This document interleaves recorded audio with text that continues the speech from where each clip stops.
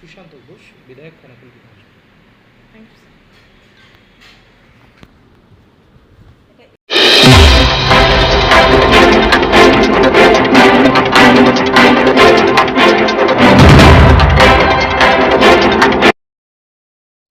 আগামীকাল brigade parade গ্রাউন্ডে মাননীয় প্রধানমন্ত্রী যে জনসভা আছে সেই জনসভায় রেকর্ড সংখ্যক ভিড় হবে আমরা আশাবাদী। কারণ প্রত্যেকটি জায়গা থেকে এখনই কার্যকর্তারা উৎসবের মেজাজে, তারা একদম পরিবর্তন করার সংকল্প নিয়ে, পশ্চিমবাংলায় সরকার পরিবর্তন করার সংকল্প নিয়ে এই জনসভায় যোগ দেবে। আর এই জনসভা থেকে সংকল্প নিয়ে সবাই যে যার বুথ জেতানোর জন্য তারা কিন্তু তৈরি হবে। তো অলরেডি আমাদের সাংগঠনিক প্রসেস আমরা কমপ্লিট করেছি, সংগঠনের যে কাজ, এবার আমাদের নির্বাচনী প্রচার প্রক্রিয়া এগুলো সব চলছে। আমরা আশাবাদী আছি, জনগণ বলছে, আমাদের কার্যকর্তাদের মনের মধ্যে একটা উৎসাহ উদ্দীপনা তৈরি হয়েছে যে এইবার পশ্চিমবাংলায় সুশাসন ফিরে আসছে। এতদিন এসআইআর নিয়ে মুখ্যমন্ত্রী বাংলার ধর্নায় বসেছিলেন, তারপরেই প্রধানমন্ত্রী বাংলায় আসছেন, কি বলবেন? মানে কতটা প্রভাব পড়বে বলে মনে করছেন বাংলার মানুষের মধ্যে? এসআইআর নিয়ে উনি ধর্নায় বসেছিলেন, কিন্তু সেই ধর্না কাজ করলো না। সেই ধর্না ফ্লপ, সুপার ফ্লপ। সেই ধর্না মঞ্চ থেকে উনি ধর্না মঞ্চ গুটিয়ে উনি আবার ফিরে গেলেন। কেন? কারণ এই ধর্না মঞ্চ মানুষ নিচ্ছে না। তো ব্রিগেডেই কেন? মানে কলকাতায় সভা করার জন্য অনেক সভাস্থল আছে, ব্রিগেডেই কেন? রেকর্ড যা বলে, ব্রিগেডে একমাত্র সিপিএমরাই ব্রিগেড ভরাতে পারত। এখন আপনি হয়তো পরিসংখ্যান ভুলে গেছেন, 2021-এ যে আমরা ব্রিগেড সভা করেছিলাম, সেই ব্রিগেড সভা সর্বাধিক সর্বোচ্চ রেকর্ড ছিল। আপনারা দেখুন, নিশ্চিতভাবে আপনাদের কাছে সেই রেকর্ড আছে। তো তারপরে ঠিক আবার আমরা সেই ব্রিগেড প্যারেড গ্রাউন্ডে আবার সভার আয়োজন করেছি। আর সেখানে প্রধান বক্তা অর্থাৎ আমাদের সকলের প্রিয় নেতা মাননীয় নরেন্দ্র মোদীজি আসছে। ওনার বক্তব্য, ওনার দিশা মার্গদর্শন আমরা সকলে নেব। আর আমরা সকলে নিয়ে তৃণমূলকে হটানোর যে আমাদের সংকল্প, সেটাকে আমরা সামনে দেব। গ্যাসের মূল্য বৃদ্ধি যেভাবে হয়েছে, মুখ্যমন্ত্রী মমতা বন্দ্যোপাধ্যায় আবার রাজপথে নামতে চলেছে, তার আগে প্রধানমন্ত্রী আপনার এই করছেন। মমতা ব্যানার্জির হাতে কোনো ইস্যু নেই, তো কোনো ইস্যু নেই। উনি ইস্যু বলছেন গ্যাসের দাম কী জন্য বাড়ছে, উনি কত ট্যাক্স নিচ্ছেন, কেন উনি এত গ্যাস, পেট্রোল, ডিজেল এর উপরে বেশি পরিমাণ ট্যাক্স নিচ্ছেন। উনি তো পারলে ছেড়ে দিতে পারেন। যখন আন্তর্জাতিক বাজারে মূল্যবৃদ্ধি হচ্ছে, স্বাভাবিক নিয়মেই সেই তার প্রভাব ভারতবর্ষেও পড়বে। আর যুদ্ধ পরিস্থিতি তৈরি হয়েছে, সেটা তো সকলেই জানে। তো এটাকে নিয়ে একটা প্যানিক তৈরি করা হচ্ছে, আর একটা কৃত্রিম সংকট তৈরি করা হচ্ছে। কৃত্রিম সংকটটা কীরকম না, মানুষের কাছে এমন একটা প্যানিক ঢুকিয়ে দেওয়ার চেষ্টা করছে মমতা ব্যানার্জি যে সবাই গ্যাসের লাইনে দাঁড়িয়ে যায় আর সবাই গ্যাস নেই এরকম একটা করবে। কিন্তু এটা তো পরিস্থিতি নয়। মাননীয় প্রধানমন্ত্রীজি গতকাল বলেছেন, আপনারা সকলেই শুনেছেন যে উনি বলেছেন যে এটাকে নিয়ে প্যানিক তৈরি করা হয়েছে। আমাদের দেশে যথেষ্ট পরিমাণ পেট্রোলিয়াম অয়েল থেকে শুরু করে গ্যাস যথেষ্ট বেশি পরিমাণ মজুত আছে। তো এখানে প্যানিক ধরানোর মতন কিছু নেই। আর যারা প্যানিক ধরানোর চেষ্টা করবে তাদের বিরুদ্ধে কেন্দ্রীয় সরকার ব্যবস্থা নেবে, উনি বলে দিয়েছেন। কিন্তু মুখ্যমন্ত্রী আসলে বুঝতে পেরে গেছেন যে ওনার পায়ের তলায় মাটি নেই। তো স্বাভাবিক নিয়মেই গ্যাসের দাম ওঠাপড়া করে, তো এটা সকলেই জানি। কিন্তু বর্তমান সময় পশ্চিমবাংলায় ইলেকট্রিক বিল যে লাফিয়ে বাড়ছে, উনি 500 টাকার ভাতা দিচ্ছেন, ইলেকট্রিক বিল থেকে কান ধরে টাকা নিয়ে নিচ্ছে। তো এটা তো চলতে পারে না, না? মানুষ এরও জবাব চাইছে। উনি যখন এই গ্যাস নিয়ে নামবেন, মানুষ তখন ইলেকট্রিক বিল নিয়ে পাল্টা পথে নামবে। সিঙ্গুরে যখন মাননীয় প্রধানমন্ত্রী নরেন্দ্র মোদী এসেছিলেন, আপামর ভারতবাসী কেন পশ্চিমবঙ্গবাসী রয়েছিলেন যে শিল্পের কোনো কথা বলবেন, সেখানে তিনি শিল্পের কোনো কথা বলেননি। অর্থাৎ আগামীকাল প্রধানমন্ত্রী নরেন্দ্র মোদী এই ব্রিগেড প্যারেড গ্রাউন্ডে আসছে, যেখানে লক্ষ হাজার মানুষের জনসমাগম হবে। সেখানে কি মনে করছেন কোনো শিল্প কিংবা কোনো? দেখুন, উনি সিঙ্গুরে যে সভা করেছেন মাননীয় প্রধানমন্ত্রীজি, সেই সিঙ্গুরের সভায় আমিও ছিলাম। তো মাননীয় প্রধানমন্ত্রী যে বার্তাটা দেওয়ার জন্য সিঙ্গুরটাকে বেছে নিয়েছেন, সেটা হচ্ছে এই সিঙ্গুরের মাটিকে শেষ করে দিয়েছে, শিল্পাঞ্চলকে সম্পূর্ণ শেষ করে দিয়েছে তৃণমূল। আর এই তৃণমূল সরকারের আমলে কোনো শিল্প আসেনি। তাই মানুষকে মেসেজটা উনি দিতে পেরেছেন পশ্চিমবাংলার মানুষকে, যে পশ্চিমবাংলায় বিজেপি সরকার আসার পর এই সিঙ্গুর আর এরকম ওই কী বলে ওই ঢেলা জমি থাকবে না। এই সিঙ্গুর একটা প্রকৃত শিল্পাঞ্চল হবে। সিঙ্গুর না, শুধু সারা পশ্চিমবাংলায় যে শিল্প নেই, বেকার যুবকরা আজকে কর্মসংস্থানের জন্য ভিন রাজ্যে পাড়ি দিচ্ছে। আমরা তো দেখছি দেশ স্বাধীন হয়েছে ৭৮ বছর হতে চলছে, তো ৭৮ বছরে কি হয়েছে, কতটা উন্নতি হয়েছে, কেন পশ্চিমবাংলার যুবককে বাইরে যেতে হচ্ছে?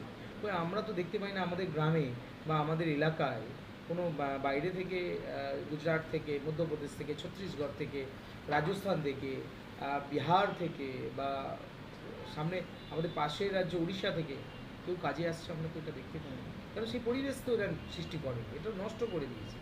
আর যার কারণে মাননীয় প্রধানমন্ত্রী নরেন্দ্র মোদীজি উনি বার্তা দিতে এসেছেন, একটা মেসেজ দিয়েছেন সিঙ্গুরে, যে পশ্চিমবাংলায় পরিবর্তন দরকার, এই জন্য যে এখানে শিল্প তৈরি করার জন্য, এখানে যুব সমাজের ভবিষ্যৎ গড়ার জন্য, যে যুব সমাজের মেরুদণ্ডটা ভেঙে দিয়েছে তৃণমূল কংগ্রেস, সেই বার্তাটা উনি দিয়ে গেছেন সিঙ্গুরে। নিশ্চিতভাবে পশ্চিমবাংলায় আগামী দিনে আমাদের কী পরিকল্পনা আছে সেটা আগামীকালের সভা থেকে মাননীয় প্রধানমন্ত্রী এটা জনগণকে বার্তা দেবেন। টিএমসি নেতারা বলছেন আপনারা শুধু মিডিয়াতে টিভিতে আছেন, আপনাদের কোনো বেস নেই, এটা নিয়ে আপনি কি বলবেন? সেটা কালকে দেখতে পাবে টিএমসি। আমাদের বেশ আছে কি নেই, জনগণ আমাদের সাথে আছে কি নেই, তো দেখতে পাচ্ছেন, হাড়ে হাড়ে টিএমসি টের পাচ্ছে। সেই জন্য বিভিন্ন জায়গায় সন্ত্রাসের পথ বেছে নিচ্ছে। আপনারা দেখেছেন তো, নেতাদের ওপর হামলা, আমাদের শুভেন্দুদার ওপর হামলা, সুকান্ত মজুমদারের ওপরে হামলা, এর আগে আমাদের পূর্ব সভাপতি ছিল দিলীপ ঘোষ, তার উপরে হামলা, তো কেন্দ্রীয় মন্ত্রীদের ওপরে হামলা চলছে। কেন? টিএমসি তো ভয় পাচ্ছে, টিএমসি ভয় পাচ্ছে, বিজেপি কার্যকর্তাদের শহীদ করছে। কেন? গ্রামের দিকে জোর জবরদস্তি চলছে, এখন থেকে বিভিন্ন জায়গায় ভীতি প্রদর্শন শুরু করে দিয়েছে, কারণ টিএমসি ভয় পাচ্ছে, পায়ের তলায় মাটি নেই। পায়ের তলায় মাটি না থাকলে কি হয়? তো তারা জোর করে জেতার চেষ্টা করবে, কিন্তু এবারে আর সেটা হবে না। আপনাদের যে রথযাত্রাটা হচ্ছে, সেই রথযাত্রাটা আপনার 5 স্টার হোটেলের মতো করা হচ্ছে, যেটা অভিষেক বন্দ্যোপাধ্যায় যেটা দাবি করে আসছে, কি বলবেন আপনি? রথটা কি দেখে মনে হলো আপনার 5 স্টার হোটেলের মতো হয়েছে? রথযাত্রা না, অ্যাকচুয়ালি এটা পরিবর্তন যাত্রা। এই পরিবর্তন যাত্রায় আমরা সামিল হয়েছি, আমাদের রাজ্য বিজেপি সামিল হয়েছে। সেখানে বিভিন্ন কেন্দ্রীয় মন্ত্রী থেকে শুরু করে বিভিন্ন রাজ্যের মন্ত্রীরা তারা উপস্থিত ছিলেন। পশ্চিমবাংলার প্রত্যেকটি এলাকা ঘুরে, প্রত্যেকটি বিধানসভা ঘুরে এই রথ পশ্চিমবাংলার জনগণকে, অর্থাৎ রথ বলতে পরিবর্তন যাত্রার রথ, এই পরিবর্তন যাত্রা একটা মেসেজ মানুষকে দিতে পেরেছে, যে পরিবর্তন করতে হবে। পশ্চিমবাংলায় যদি পরিবর্তন না করা যায়, তাহলে কিন্তু পশ্চিমবাংলার শিল্প, সংস্কৃতি, পশ্চিমবাংলার কৃষ্টি কিছুই রক্ষা করা যাবে না, পশ্চিমবাংলাটা শেষ হবে। ঠিক। 2026 বিধানসভার আগেই যেভাবে রাজ্যপাল মানে এক্স রাজ্যপাল পদত্যাগ করলেন এবং নতুন রাজ্যপাল এলেন রাজ্যে, কি মনে করছেন 2026 বিধানসভা ভোটটা কেমন হবে? মানে উনি কি দেখুন, রাজ্যপাল পরিবর্তন সেটা স্বাভাবিক নিয়মে হয়েছে, আপনারা জানেন নিশ্চিতভাবে। তো সেখানে পদত্যাগ উনি তো বলেছেন, নিশ্চিতভাবে উনি পদত্যাগ কী কারণে করছেন না করছেন সেই বিষয়টা উনি রেখেছেন। তো নতুন রাজ্যপাল এসেছেন, ওনাকে আমরা স্বাগত জানিয়েছি। নিশ্চিতভাবে পশ্চিমবাংলায় পরিবর্তন হবে, আর উনি আমাদের রাজ্যপাল হিসাবে, অভিভাবক হিসাবে সেটা উনি নিশ্চিতভাবে সামনে থেকে সফল করবেন। না, আরও 2 বছর আমরা ছিল, মেয়াদ ছিল, তার আগে উনি পদত্যাগ করলেন। এটাও আপনার অভিযোগ উঠছে যে রাজনৈতিকের ষড়যন্ত্রের স্বীকার করে অভিযোগ কে তুলছে? তৃণমূল কংগ্রেস তুলছে, উনি তো তোলেন না। আচ্ছা, সুপ্রিম কোর্ট নির্দেশ দেওয়া পরেও জিএ পাওয়া যাচ্ছে না, স্টেট গভর্নমেন্ট দিচ্ছে না, ওর জন্য আপনারা কী করছেন? সরকার পরিবর্তন হলে আমরা তো বলেছি যে ডিএ যেটা বাকি আছে, যে বাকিটা সম্পূর্ণরূপে দেওয়া হবে। অলরেডি আমাদের পার্টি ঘোষণাপত্রে তো স্বীকার করেছে, আর পার্টি ঘোষণাপত্রে রেখেছে, নির্বাচনী ইস্তাহারে এটা পার্টি রাখছে। আচ্ছা, মাস্টার স্ট্রোক লক্ষ্মী ভাণ্ডার এবার আরও বৃদ্ধি পেল, এর সঙ্গে সঙ্গে যুবসাথী প্রকল্পটাও আছে, কি মনে করছেন? আপনি গ্রামের দিকে যান, যারা লক্ষ্মীর ভাণ্ডার পাচ্ছে তার মধ্যে কমসে কম 70% মহিলা একটাই কথা বলছেন যে আমাদের লক্ষ্মীর ভাণ্ডার প্রয়োজন নেই, আমাদের প্রয়োজন সার্বিক উন্নয়ন। আমার ছেলেটা, আমি তো কয়েকদিন আগে একটা স্কুলে গেলাম, স্কুল বন্ধ হয়ে গেছে টিচারের অভাবে। আমার খানাকুল বিধানসভাতেই এরকম প্রায় 10 থেকে 15টা স্কুল বন্ধ হয়ে গিয়েছে টিচারের অভাবে। শিশু শিক্ষা কেন্দ্র বন্ধ। কোথাও বা স্কুল আছে সেখানে ছাত্র নেই, আবার কোথাও বা ছাত্র আছে স্কুলে একটা বসার বেঞ্চ নেই, কোথাও বা ছাদ ফুটো হয়ে টকটক করে জল পড়ছে, কোথাও আইসিডিএস সেন্টার চলছে খোলা মাঠের ওপর। তো এটা চাই না মায়েরা। মায়েরা চাইছে আমার ছেলে সুসন্তান তৈরি হবে, আমার ছেলে ভালো পড়াশোনা করবে, উচ্চশিক্ষিত হবে, চাকরি পাবে। 500 টাকা লক্ষ্মীর ভাণ্ডার দিয়ে একটা রাস্তা তৈরি করার জন্য টাকা থাকবে না, আর পিএইচই পানীয় জল বাড়ি বাড়ি পৌঁছাবে না, ট্যাপ কল লাগানো থাকবে জল যাবে না, রাস্তা থাকবে রাস্তার কাজ হবে না, স্কুল থাকবে সেখানে ছাত্রছাত্রীরা সুযোগ সুবিধা পাবে না, টিচার থাকবে না, এটা হতে পারে না। স্বাস্থ্যসাথী কার্ড থাকবে কিন্তু সেই কার্ডে চিকিৎসা হবে না, এটা হতে পারে না। এর জন্য মানুষ পরিবর্তন চাইছে, মায়েরা পরিবর্তন চাইছে।